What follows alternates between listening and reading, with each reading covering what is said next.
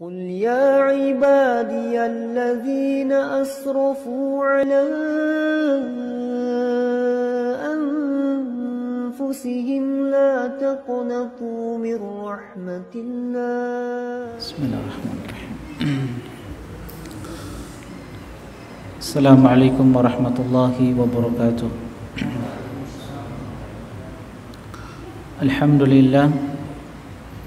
الحمد لله الكريم المنان ذي الفضل والإحسان الذي هدانا للإيمان وفضل ديننا على سائر الأديان.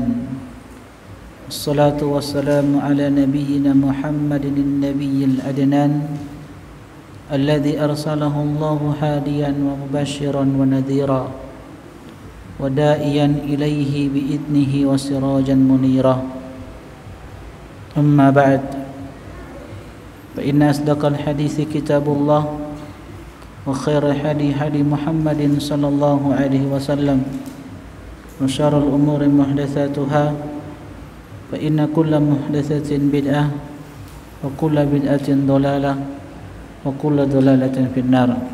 Jemaah sekalian, ma'asyiral muslimin rahimani wa rahimakumullah. Alhamdulillah, kembali kita bersyukur kepada Allah Subhanahu wa taala dipertemukan di majelis yang mulia ini untuk melanjutkan kajian kita dari pembahasan kajian serial pemuda-pemuda pengukir sejarah. Dan pada pertemuan sebelumnya telah kita selesaikan pemuda yang pertama dari 4 pemuda yang dijuluki dengan Al-Abadila Al-Arba'ah. 4 pemuda yang bernama Abdullah, yang mereka adalah sahabat-sahabat yang memiliki keutamaan dari sisi keilmuan, ibadah, dan semangat mereka di dalam mempelajari hadis-hadis Nabi sallallahu alaihi wasallam. Jemaah sekalian, ma'asyiral muslimin rahimani wa rahimakumullah, pada pertemuan sebelumnya kita sudah selesaikan dari kisah pembahasan sahabat Abdullah ibn Amr bin As radhiyallahu taala anhuma. Insyaallah di malam yang berbahagia ini, di tempat yang kita cintai ini, yang merupakan rumah dari rumah-rumah Allah Subhanahu wa taala, kita akan menyebutkan tentang kisah pemuda yang kedua, seorang sahabat yang sangat luar biasa ittiba'nya kepada Nabi sallallahu alaihi wasallam, pecinta sejati. Siapa beliau? Ibn Umar. Kalau kita berbicara tentang Ibn Umar, berarti yang kita maksudkan adalah Abdullah ibn Umar radhiyallahu taala anhuma. Sebab kalau kita berbicara tentang anaknya Umar itu banyak. Ada Hafsah, ada Abdurrahman, ya, ada Iyad, ada Asim, ada Abdullah. Kalau kita menyebutkan Ibn Umar, Ibn itu kan artinya anaknya Umar radhiyallahu taala anhuma, maka yang kita maksudkan adalah Abdullah ibn Umar. Kenapa yang kita maksudkan adalah Abdullah bin Umar?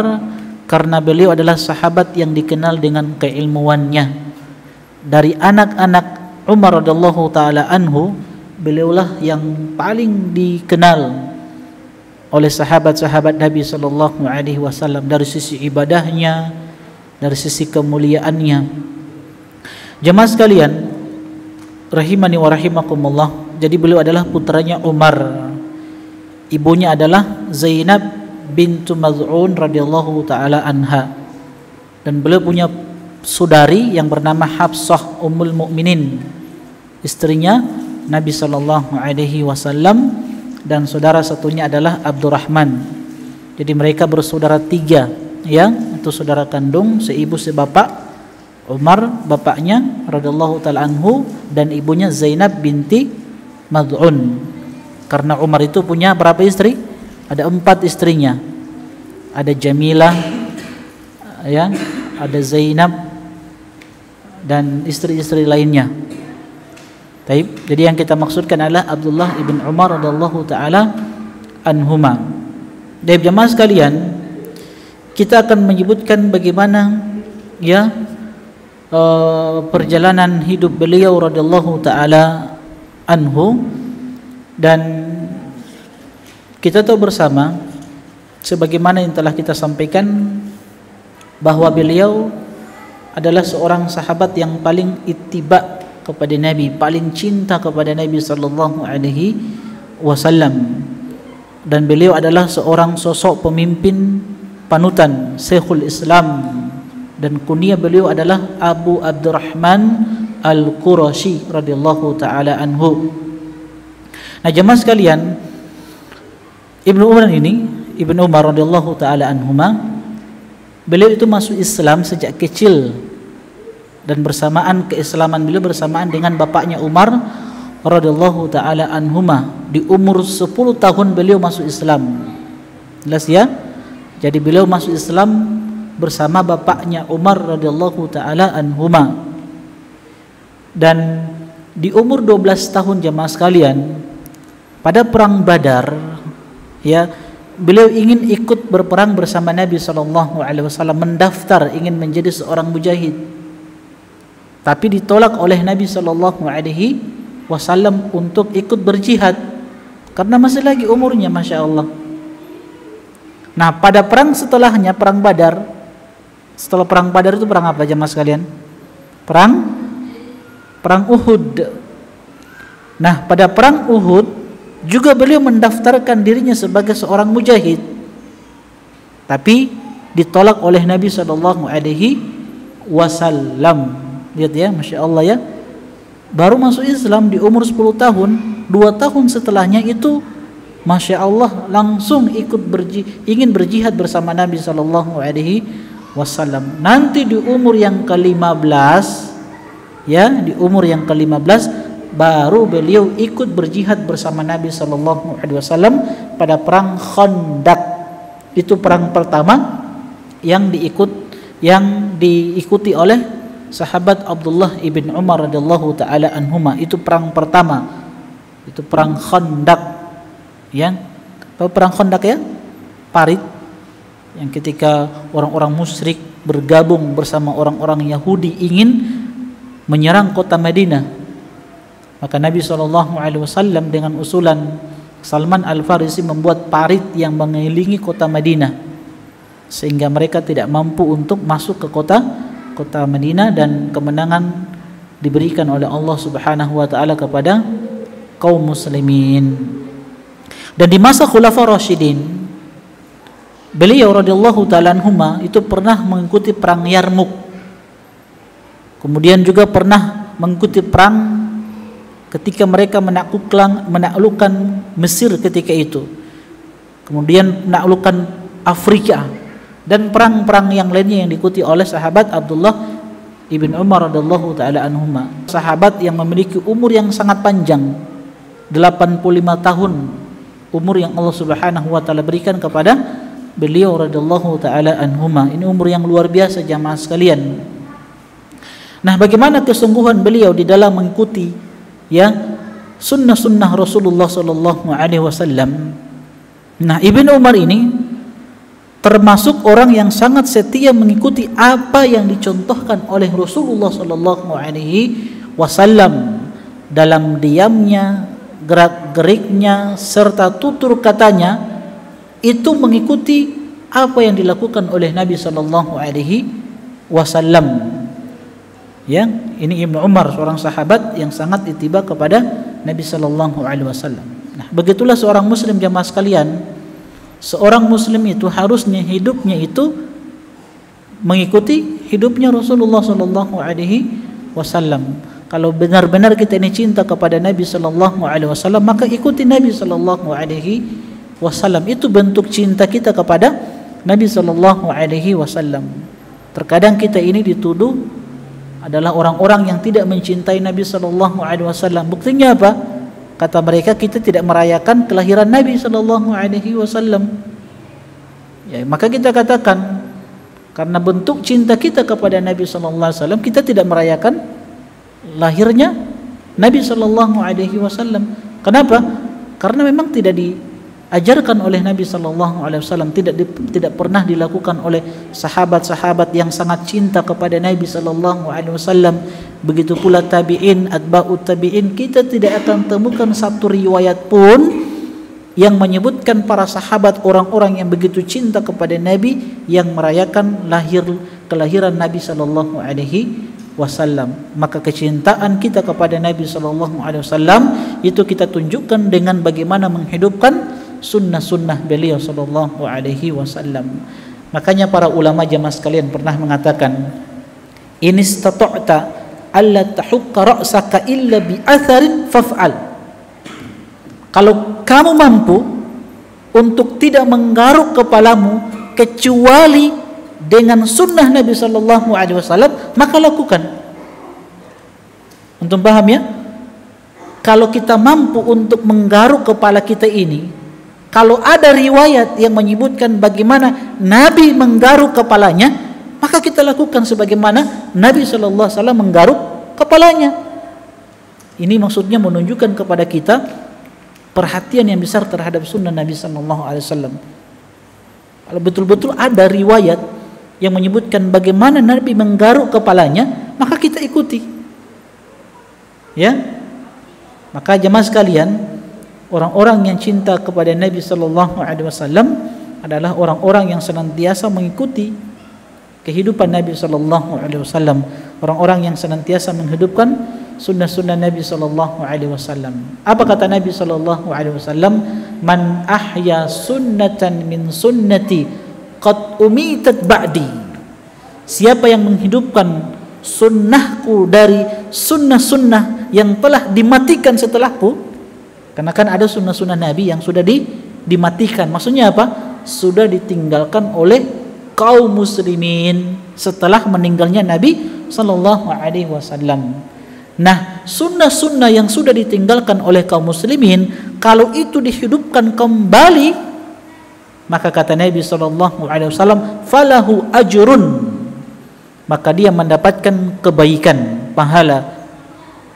Wa ajru mithlu ajru man amila biha min ghairi an yanqusu min ujurihim syai'a. Dan dia mendapatkan pahala sebagaimana orang-orang yang mengamalkan sunnah disebabkan dia menghidupkan sunnah tersebut tanpa mengurangi pahala dari orang-orang yang mengamalkan sunnah-sunnah yang telah dihidupkan dari orang tersebut. Jelas ya, ini keutamaan besar yang bisa didapatkan oleh orang-orang yang senantiasa menghidupkan sunnah-sunnah Nabi sallallahu alaihi wasallam. Zaid bin Aslam pernah mengemukakan bahwa Ibnu Umar itu pernah mencelupkan seluruh baju dengan warna kuning. Jadi beliau punya baju itu pernah dicelupkan oleh beliau dengan warna kuning. Kemudian hal ini ditanyakan kepada beliau Ibnu Umar, wahai Ibnu Umar, kenapa engkau celupkan seluruh bajumu itu dengan warna kuning?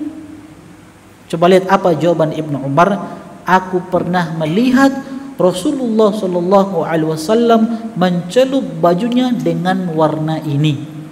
Lihat ya bagaimana ittiba'nya beliau kepada sunnah-sunnah Nabi sallallahu alaihi wasallam. Ya kalau Nabi berjenggot, kita biarkan jenggot itu tumbuh. Itu sebagai bentuk kita mengikuti sunnah-sunnah Nabi sallallahu alaihi wasallam. Nafi' pernah berkata. Siapa Nafi'? Nah, Nafi' ini nanti akan menyebutkan, ya, akan banyak menyebutkan tentang kehidupan Ibnu Umar radhiyallahu taala anhuma. Nafi' maulah Ibnu Umar. Jadi Nafi' ini mantan budaknya Ibnu Umar radhiyallahu taala anhuma. Dulunya budak dari Ibnu Umar, kemudian dibebaskan oleh Ibnu Umar. Dibebaskan oleh Ibnu Umar. Dan beliau Nafi' ini seorang tabi'in. Tabi'in tidak bertemu dengan Nabi sallallahu alaihi wasallam, dan dia Nafi' ini senantiasa bersama Ibnu Umar. Makanya riwayat-riwayat yang menyebutkan tentang Ibnu Umar bagaimana kemuliaan Ibnu Umar, bagaimana ibadahnya Ibnu Umar, itu rata-rata kebanyakan diriwayatkan dari Nafi, mantan budaknya Ibnu Umar radhiyallahu taala anhuma.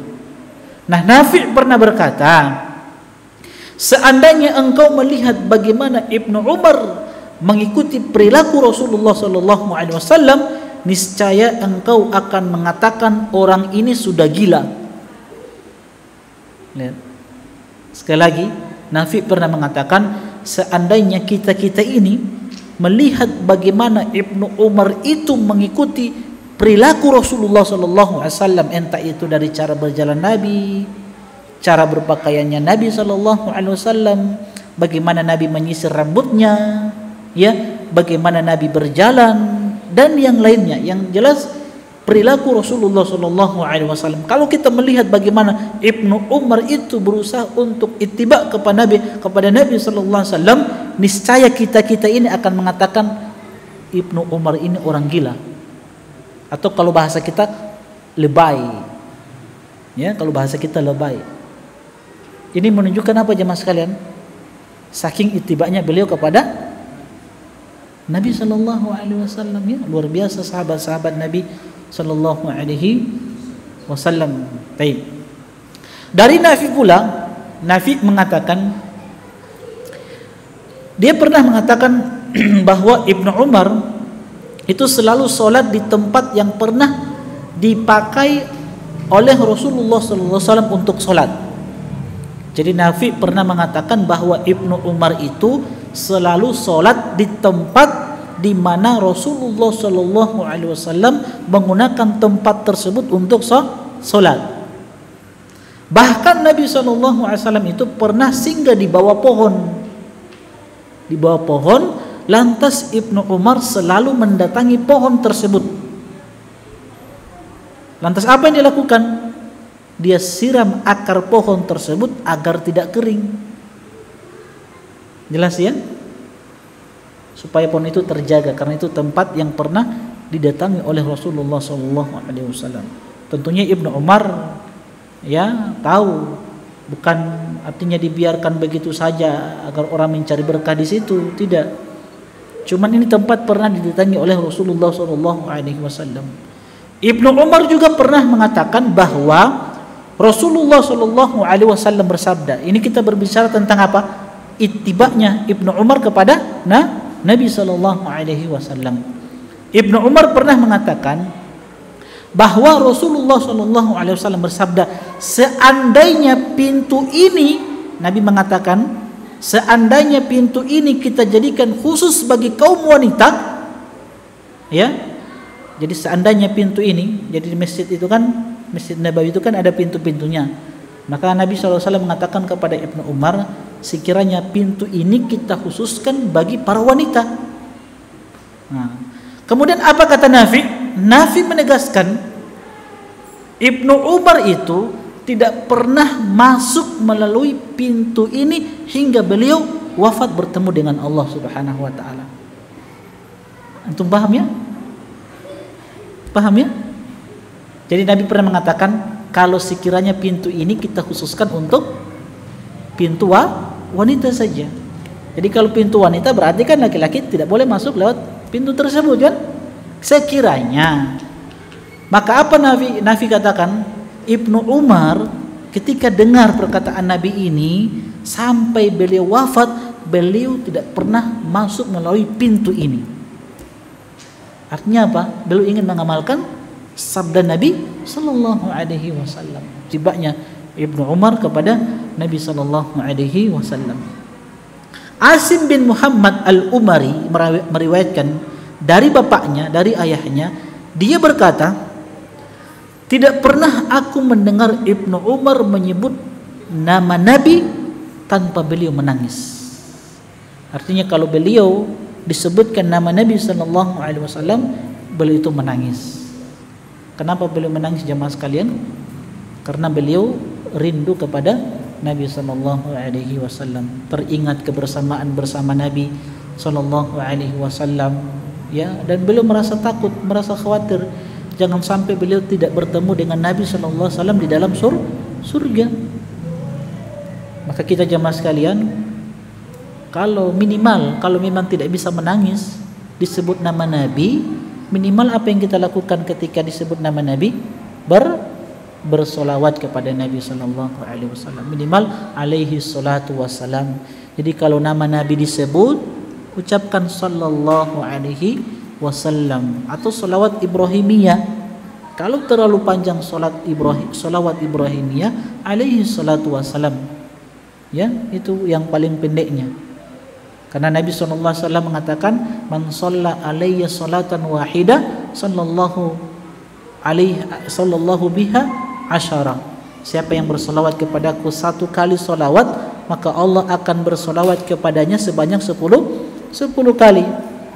Kemudian Nabi menyebutkan juga al-bakhil, orang yang pelit itu adalah alladzi dzukirtu inda falam yusalli alayya, orang yang ketika namaku disebut dia tidak bersolawat kepadaku, kata Nabi sallallahu alaihi wasallam. Minimal itu jamaah sekalian, sebagai bentuk kecintaan kita kepada Nabi sallallahu alaihi wasallam, ketika Nabi itu disebut kita bersolawat. Kalau memang tidak bisa menangis ketika disebut Nabi sallallahu alaihi wasallam, maka kita bersolawat kepadanya. Biar saja, tar aja, dosa, tar aja.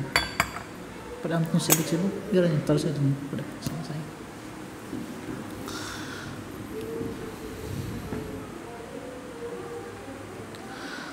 Baik, jadi kata Asim bin Muhammad al-Umari dari ayahnya, beliau mengatakan, tidak pernah aku melihat atau mendengar Ibnu Umar itu ketika menyebut nama Nabi tanpa menangis.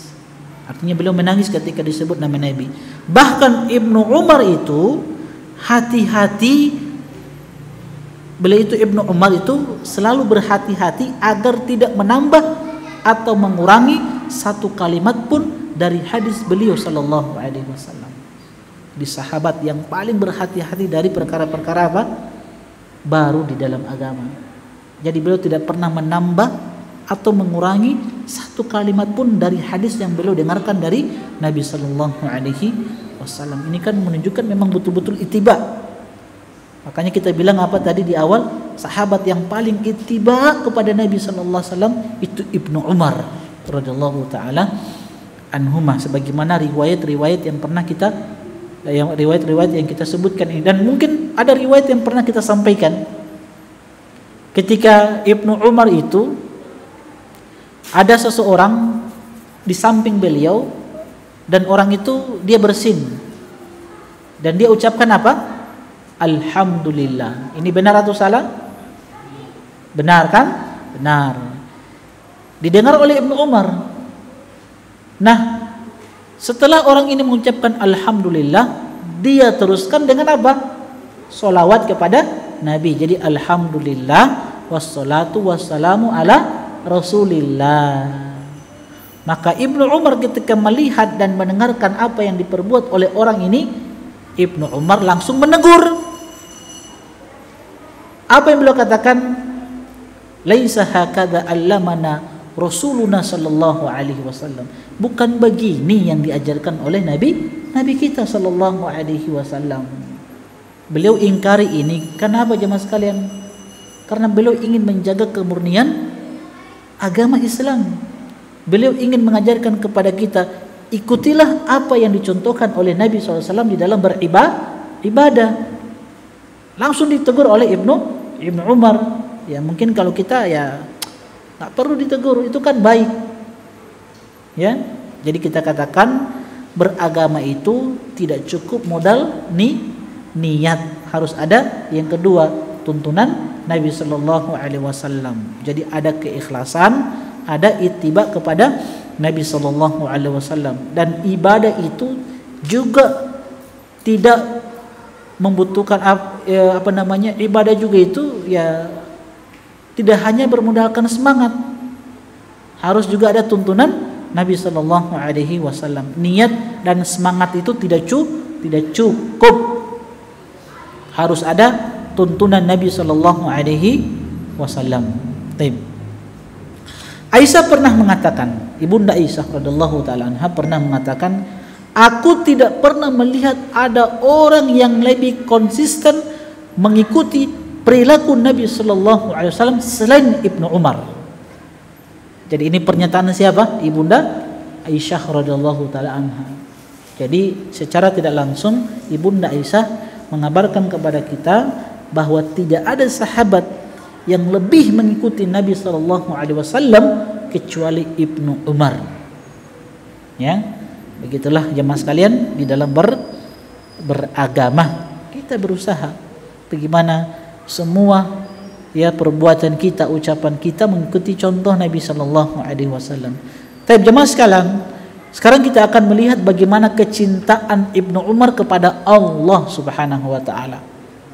Kita tahu jemaah sekalian, seorang yang beriman pasti menginginkan yang namanya cinta Allah Subhanahu wa taala. Kalau Allah cinta, Allahu Akbar.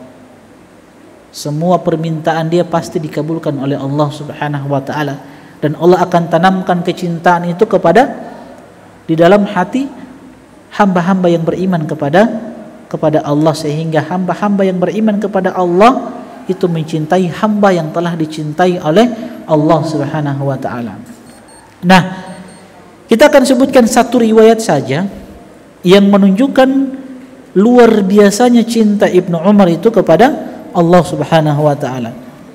Ketika Ibnu Umar radhiyallahu taala anhuma menunaikan ibadah haji, dan beliau ketika melakukan sa'i antara Safa dan Marwah, ya, serta ibadah-ibadah yang lainnya, Ibnu Umar itu selalu berdoa kepada Allah Subhanahu wa taala. Doa yang beliau tidak pernah tinggalkan ketika beliau melaksanakan ibadah haji.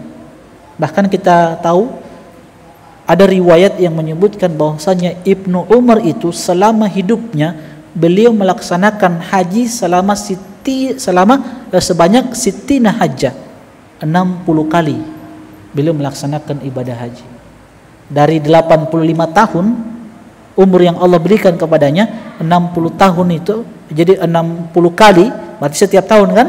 Jadi 60 tahun itu digunakan untuk melaksanakan ibadah haji. Ada riwayat juga yang mengatakan bahwa Ibnu Umar itu melaksanakan ibadah umroh sebanyak kira-kira berapa? Kira-kira kalau haji saja 60 kali, maka umroh kira-kira berapa kali? Kira-kira menurut antum berapa kali? Ada berapa kali? Ibadah haji 60 kali. Jadi setiap tahun sebanyak 60 kali beliau laksanakan ibadah haji. Kalau ibadah umroh kira-kira menurut antum?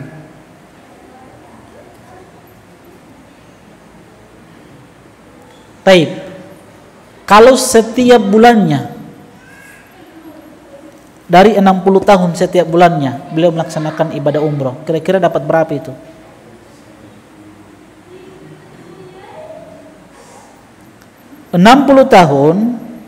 Dari 60 tahun setiap bulannya beliau melaksanakan ibadah umroh, kira-kira dapat berapa kali itu?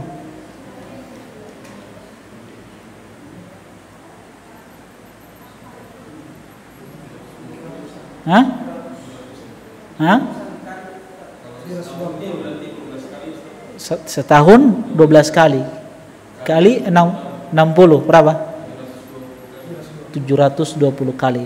Riwayat menyebutkan bahwa Ibnu Umar itu melaksanakan ibadah umroh sebanyak 1000 kali. Dan antum jangan bayangkan ibadah umroh yang dilaksanakan oleh sahabat-sahabat Nabi di zaman mereka itu, jangan antum gambarkan sebagaimana kita melaksanakan ibadah umroh di zaman kita ini. Beda. Ini semuanya full AC-nya, apalagi fulusnya, ya. Pokoknya kalau ibadah umroh sekarang ini, ya semisal wisata, jalan-jalan. Karena apa? Kita mau berangkat, ya, kita mau berangkat sampai kita mau pulang itu semuanya full AC.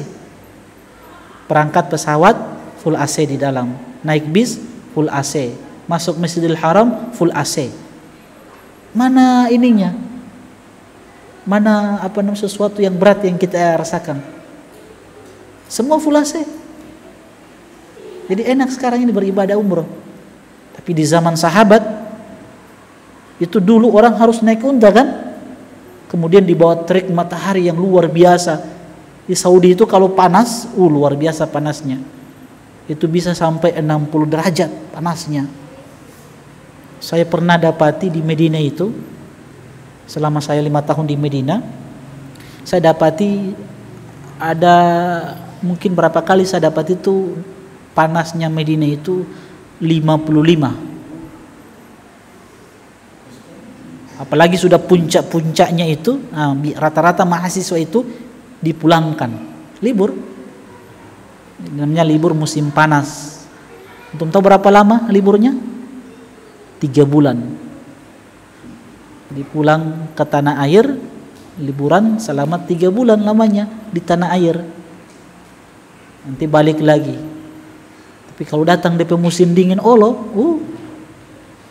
itu di beberapa daerah di Saudi itu sampai 2 derajat.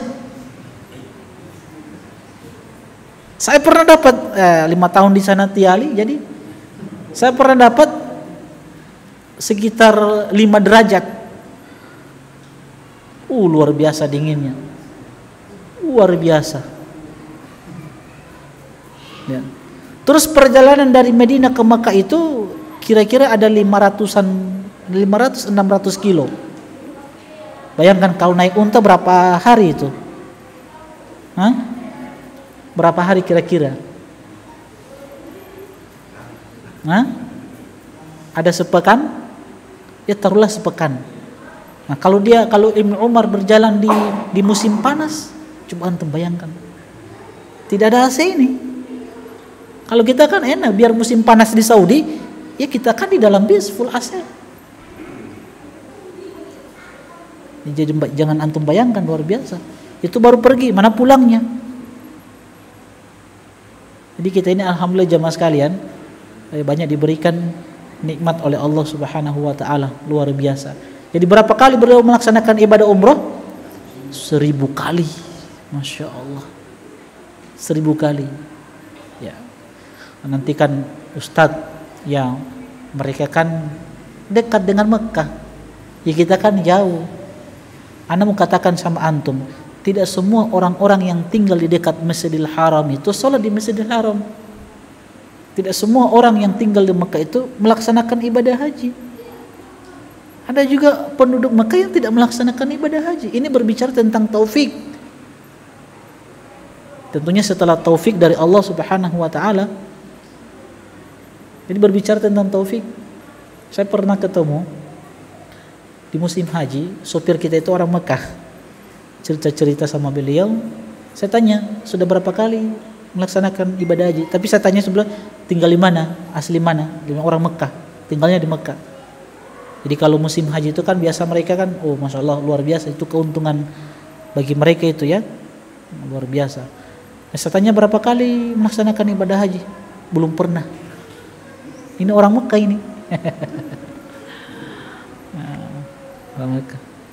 Ya, ada juga orang-orang yang tinggal di Medina yang tidak sholat di Masjid Nabawi. Ya. Jadi ini berbicara tentang taufik Allah Subhanahu wa taala. Sudah ada ya? Tajam ya, sallallahu alaihi Muhammad wa ala alihi wasallam. Bismillahirrahmanirrahim. Ma'asyiral muslimin, jemaah sekalian rahimani wa rahimakumullah. Jadi kita akan berbicara tentang bagaimana kecintaan Ibnu Umar kepada Allah Subhanahu wa taala. Jadi ketika beliau melaksanakan ibadah haji, ketika beliau melaksanakan ibadah umroh, apa doa yang senantiasa dipanjatkan oleh Ibnu Umar radhiyallahu taala anhuma? Beliau berdoa, ya Allah, jadikanlah aku ke dalam golongan orang-orang yang mencintaimu, mencintai para malaikatmu, para rasulmu, dan hamba-hambamu yang soleh. Sekali lagi, ya Allah, jadikanlah aku ke dalam golongan orang-orang yang mencintaimu, mencintai para malaikatmu, mencintai para rasulmu, dan mencintai hamba-hambamu yang soleh. Itu doa yang senantiasa diminta oleh siapa? Ibnu Umar. Ya Allah, jadikan aku termasuk orang-orang yang mencintai Engkau, mencintai malaikat-malaikatmu, mencintai para rasulmu, dan mencintai orang-orang soleh dari kalangan hamba-hamba yang beriman kepadamu. Kemudian beliau mengatakan, ya Allah, jadikanlah aku hamba yang Engkau cintai, yang dicintai oleh para malaikatmu, para rasulmu, dan oleh hamba-hambamu yang soleh. Allahu Akbar. Ya, ini doa yang sering dipanjatkan oleh Ibnu Umar. Bagaimana beliau bisa mencintai makhluk-makhluk Allah Subhanahu wa taala, dan bagaimana dia dicintai oleh makhluk-makhluk Allah Subhanahu wa taala. Kemudian jemaah sekalian, kita akan berbicara tentang ibadah Ibnu Umar. Bagaimana ibadah beliau? Dari Abdullah ibn Umar ada satu riwayat yang dikeluarkan oleh Imam Bukhari rahimahullahu taala dan Imam Muslim dari Abdullah ibn Umar. Beliau itu pernah bercerita, pada masa Nabi SAW, jika seseorang bermimpi, biasanya orang yang bermimpi itu menceritakan mimpinya kepada Rasulullah SAW. Jadi di masa Nabi, kalau ada orang yang mimpi, kalau sahabat-sahabat bermimpi, maka mereka datangi Nabi SAW, mereka ceritakan mimpi tersebut. Sehingga apa? Nabi menjelaskan apa yang diinginkan oleh mimpi tersebut, atau apa maksud dari mimpi tersebut. Apa kata Abdullah ibn Umar? Aku ingin sekali bermimpi agar bisa menceritakan mimpi itu kepada Nabi Shallallahu Alaihi Wasallam. Lihat ya, luar biasa ya itibanya kepada Nabi Shallallahu Alaihi Wasallam. Lihat, beliau dengar atau beliau melihat ada orang-orang yang ketika bermimpi, kemudian mereka mendatangi Nabi, bertanya kepada Nabi, ya Rasulullah, bagaimana atau apa takwil dari mimpi ini ya Rasulullah? Maka Ibnu Umar mengatakan, aku pun ingin bermimpi dan aku ingin menceritakan mimpi itu kepada Nabi Shallallahu Alaihi Wasallam. Maka Ibnu Umar, jemaah sekalian, suatu hari beliau ceritakan, aku itu tertidur di dalam masjid. Ya, tertidur di dalam masjid. Ini juga menunjukkan kepada kita memang kebiasaan para sahabat itu, mereka berada di dalam masjid. Itu kebiasaan sahabat-sahabat. Buktinya apa? Beliau katakan suatu hari aku tertidur di dalam masjid. Nah, dan kita sudah sampaikan pada pertemuan-pertemuan sebelumnya, sahabat-sahabat Nabi itu kalau ada masalah di dalam rumah tangganya itu, ketika mereka berselisih dengan istri-istri mereka, maka kemana mereka keluar, kemana mereka kemana tempat mereka berlari? Ke masjid. Jadi mereka ke masjid, karena di masjid mereka mendapatkan ketenangan. Bisa jadi di dalam masjid itu ada ide-ide baru yang Allah berikan kepada mereka, ya.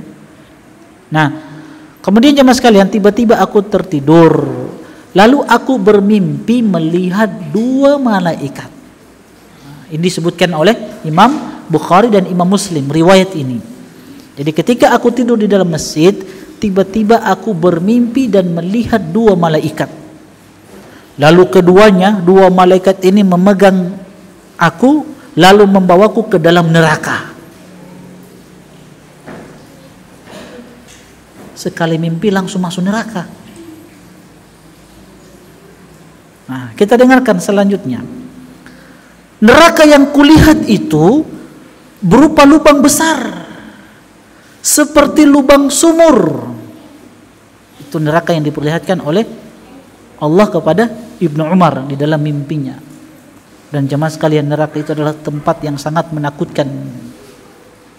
Jangankan baru masuk, kita baru dengarkan bagaimana neraka itu berteriak marah, itu sudah ketakutan luar biasa jemaah sekalian.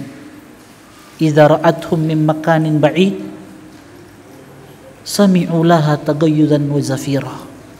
Allah sebutkan di dalam Al-Quran ketika orang-orang kafir itu belum mendekati neraka, baru melihat neraka, itu kata Allah, sami'u laha tagayyudan wa zafira. Orang-orang kufar, orang-orang fusak, para pelaku dosa dan maksiat itu sebelum mendekati neraka, sami'u laha, mereka mendengarkan suara yang menakutkan, mendengarkan suara dari neraka yang sedang marah. Sini kalian. Nah, begitu gambarannya, kira-kira seperti itu. Itu tagayyudan wa zafira. Zafir itu suara apa ya? Suara yang sangat menakutkan. Itu didengarkan oleh orang-orang kafir ketika itu. Saking dahsyatnya neraka itu. Nah, Ibnu Umar mengatakan, aku diperlihatkan neraka berupa lubang besar seperti lubang sumur. Ia memiliki, neraka ini memiliki 2 tiang seperti tiang sumur. Di dalamnya, kata Ibnu Umar, aku melihat orang-orang yang aku kenal. Di dalam neraka ini yang berupa sumur ini, aku melihat ada orang-orang yang aku kenal. Maka ketika itu Ibnu Umar berkata, aku berlindung kepada Allah Subhanahu wa taala dari neraka. Apa yang beliau katakan? A'udzu billahi minan nar. Lantas ada malaikat lain yang datang kepadaku mendekati diriku, dan malaikat ini berkata kepadaku, janganlah takut. Jangan takut engkau. Kemudian aku pun terbangun dari mimpiku ini, dari tidurku. Dan aku ceritakan mimpi ini kepada Hafsah. Siapa Hafsah? Saudarinya kan? Istri Nabi SAW, Ummul Mukminin. Kenapa beliau ceritakan kepada Hafsah? Karena itu. Karena istrinya Nabi SAW. Jadi keesokan harinya mimpi ini aku ceritakan kepada Hafsah. Dan Hafsah Ummul Mukminin yang merupakan saudarinya Ibnu Umar, itu beliau katakan kepada Rasulullah SAW. Lantas apa kata Nabi SAW? Ni'mar rajulu Ibnu Umar law kana yusolli bil-lail. Sebaik-baik laki-laki adalah Ibnu Umar kalau sekiranya dia sholat malam. Ketika jamaah sekalian, Ibnu Umar mendengarkan pesan Nabi SAW, Allahu Akbar. Kata para ulama, fakana la yanamu illa qalilah. Ibnu Umar itu ketika mendengarkan satu kalimat saja dari Nabi SAW, nikmar rajulu Ibnu Umar, sebaik-baik laki-laki adalah Ibnu Umar. Di dalam riwayat lain mengatakan laki-laki yang soleh adalah Ibnu Umar. Kalau sekiranya Ibnu Umar itu melaksanakan solat malam, itu kata para ulama, fakana la yanamu illa qalila. Ibnu Umar itu ketika mendengarkan pesan Nabi ini, beliau tidaklah tidur di malam hari kecuali illa qalila, sangat-sangat sedikit. Jadi waktunya dihabiskan untuk solat malam. Lihat ya, satu kalimat bisa merubah kehidupan Ibnu Umar. Satu kalimat pendek dari siapa? Dari Nabi SAW. Nikmar rajulu, sebaik-baik laki-laki adalah Ibnu Umar kalau dia sholat malam. Artinya mimpi yang dilihat oleh Ibnu Umar itu kebaikan untuk Ibnu Umar, kabar gembira untuk beliau sebenarnya. Sehingga Nabi katakan apa? Sebaik-baik laki-laki adalah Ibnu Umar, tapi syaratnya ada apa? Kalau dia sholat malam. Lihat, satu kalimat bisa merubah hidupnya Ibnu Umar. Kita jamaah sekalian, banyak pesan-pesan yang kita dengarkan dari Al-Quran, hadis-hadis Nabi, tapi tidak merubah kehidupan kita kan? Lihat sahabat, satu kalimat saja mereka dengar dari Nabi itu sudah merubah kehidupan mereka. Ini luar biasa jamaah sekalian, karena memang hati mereka yang bersih dari kotoran-kotoran yang merusak hati itu, sehingga mereka mudah untuk menerima kebenaran, mudah untuk menerima nasihat. Kita ini sering menghadiri kajian sering kita datangi, tapi pesan-pesan, nasihat-nasihat yang didengarkan itu tidak bisa merubah kehidupan kita. Kenapa jemaah sekalian? karena hati yang kotor. Sehingga nasihat apapun kalau mau disampaikan, kalau hati itu kotor, dia tidak akan berubah. Ibaratnya kata Nabi, kalkuzi muzakhia. Ibaratnya kalau hati kotor itu kata Nabi bagaikan gelas ini terbalik. Ini hati yang kotor. Nabi gambarkan hati yang kotor ini bagaikan gelas yang terbalik. Antum mau isi air gelas ini, ya? Mau masuk air itu? Tidak. Begitulah hati yang kotor. Mau sampaikan nasihat dari Al-Quran, nasihat dari hadis-hadis Nabi, kalau hatinya kotor, dia tertawa mendengarkan nasihat itu. Bahkan waliyadzubillah, dia melawan ketika mendengarkan nasihat itu. Berarti hatinya lagi kotor, bagaikan gelas yang terbalik, kata Nabi sallallahu alaihi wasallam. La ya'rifu ma'rufan wa la yunkiru munkaran. Kalau hati lagi kotor, dia tidak akan mengenal yang namanya kebaikan dan tidak akan mengingkari yang namanya kemungkaran. Inilah orang-orang mati, jamaah sekalian. Hakikat mayat-mayat yang berjalan itu, inilah orang-orang yang hatinya kotor. Itu mayat-mayat hidup yang berjalan di bumi Allah Subhanahu wa taala, yang tidak lagi mengenal kebaikan, tidak pula mengenal kemungkaran. Dia tidak kenal lagi apa itu perkara-perkara baik, dia tidak kenal lagi apa itu maksiat-maksiat yang bisa membawa dia ke dalam neraka Allah Subhanahu wa taala. Ini namanya mayat-mayat hidup yang berjalan di bumi Allah. Kalau sudah seperti ini, mati jo. Mau apa lagi mau hidup kalau begini modelnya? Kan seperti itu. Daripada apa? Membuat susah orang lain. Hidupnya tidak memberikan kebaikan untuk orang lain, lebih baik mati jo. Kan begitu, selesai perkara. Kalau sudah mati kan sudah, tempatnya di mana? Ya sudah, imma di neraka atau di surga. Kalau dia melakukan kesyirikan, ya jelas kekal di dalam neraka. Ya kalau dia masih bertauhid, ya Allah dengan kehendaknya, kalau Allah kehendaki masuk surga, kalau Allah kehendaki masuk neraka, ya sudah kekal di neraka. Jadi kembali kepada kehendak Allah Subhanahu wa taala. Insyaallah kita akan sebutkan di pertemuan selanjutnya tentang ibadah-ibadah yang lainnya yang dikerjakan oleh Ibnu Umar. Karena Nafi pernah mengatakan, sedikit saja, Nafi itu pernah ditanya. Siapa Nafi? Tadi kita sebutkan ya. Jadi Nafi ini banyak menyebutkan tentang riwayat Ibnu Umar. Nah, Nafi pernah ditanya, apa yang dilakukan oleh Ibnu Umar di dalam rumahnya? Karena beliau adalah mantan budaknya Ibnu Umar. Jadi beliau tahu keadaan Ibnu Umar di dalam rumahnya. Jadi Nafi ditanya, apa yang dilakukan oleh Ibnu Umar di dalam rumahnya? Apa kata Nafi yang merupakan mantan budaknya Ibnu Umar? Kata Nafi, kalian tidak akan sanggup untuk menirunya. Tidak akan sanggup untuk meniru apa yang dilakukan oleh Ibnu Umar di dalam rumahnya. Apa yang dilakukan di dalam rumahnya? Insya Allah kita lanjutkan pada pertemuan selanjutnya. Ada pertanyaan? Tidak ada ya? Baik, kita tutup dengan doa kafaratul majelis. Subhanakallahumma bihamdik, asyhadu an la ilaha illa anta, astaghfiruka wa atubu ilaik. Assalamualaikum warahmatullahi wabarakatuh. يا عبادي الذين أسرفوا على أنفسهم لا تقنطوا من رحمة الله